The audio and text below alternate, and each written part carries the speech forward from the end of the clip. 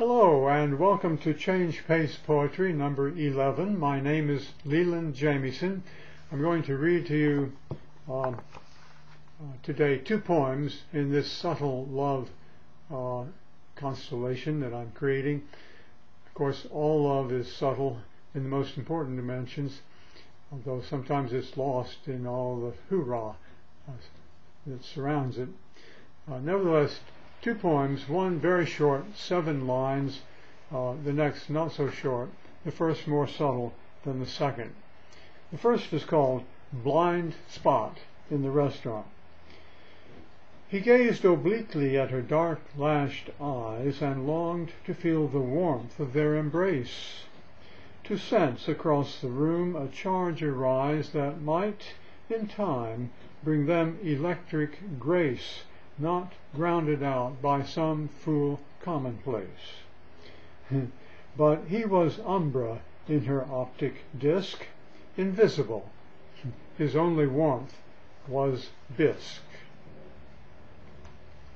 And now the second poem, which had its occasion, that is to say, the occasion that gave rise to the poem, was a quadrennial international conference held at the University of Athens in Athens, Ohio, on the Christmas holidays, a week-long conference. This poem is dedicated to GKJ, my better half. There are 3 scenes. First scene, there are 3 people. The second scene, 1, which is the major persona in the poem. And in the second scene there are 2, and in the third scene there are 2. I'll ring out the scene changes as we go, and I think you can follow it. And if you have difficulty, check into my website and you'll see the poem printed, and I think that'll be of some assistance. This poem is called How Deep the Night. You, your friend, and I, 3 of us. Too cold to snow, the cloudy day felt sad. We stood in line on Athens' windiest hill, you bundled to your cheeks in black watch plaid, your blue eyes watering in the 0 chill. I spoke.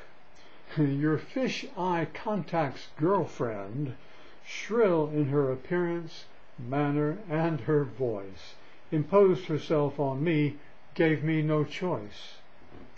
Again, to her, as well as you, I spoke. I listened close and hard to her remarks, while you stood silent, stolid as an oak. At last your name, sweet as 2 meadow larks, escaped her lips in golden gliding arcs. To you, could I meet you for supper? 6? Thank you, but I'm a weary ton of bricks. I'm skipping supper for a long night's sleep. All right, get lots of Z's. I found my room, dropped off my bags, and thought to take a peep about the campus. What? You sat in gloom upon your bag, your friend threatening doom. How will you get your beauty sleep if you won't drag yourself to bed, some flopperoo? Hello again, I said. May I assist you with your bag? The cops won't let you in. Could tote it to the door, if you insist. And at the door, sure you don't want some din? Too tired. Keep up your strength and then turn in? That's a thought. Okay, great. Right here at 6?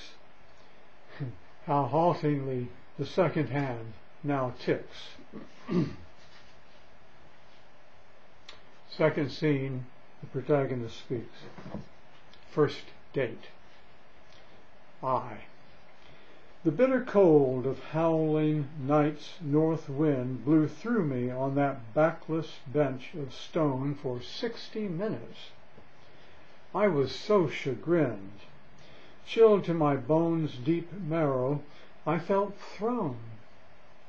3 times I'd left a note with the dorm cop crone. Our dinner date, is it still on tonight?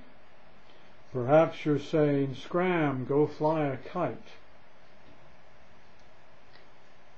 You.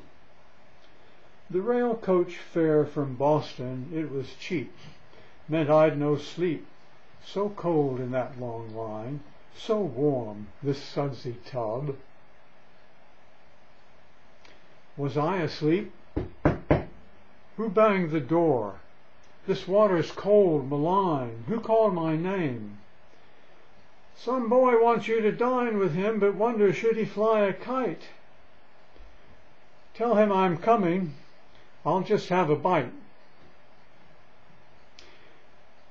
I spotted you hunched over on the bench and braced myself to tell the simple fact. I'm sorry I threw you a monkey wrench. I climbed down in a nice hot tub and sacked. Fell sound asleep. Woke up when someone whacked the door, read out your note. Forgive me, please? It's so cold out. I hope you didn't freeze. Third scene 3. We. I do, thinking of you, I'm warm, let's eat. And arm in arm against the cold, we two strode down the hill and stepped across the street, where J's and K's stood in a neat, short queue.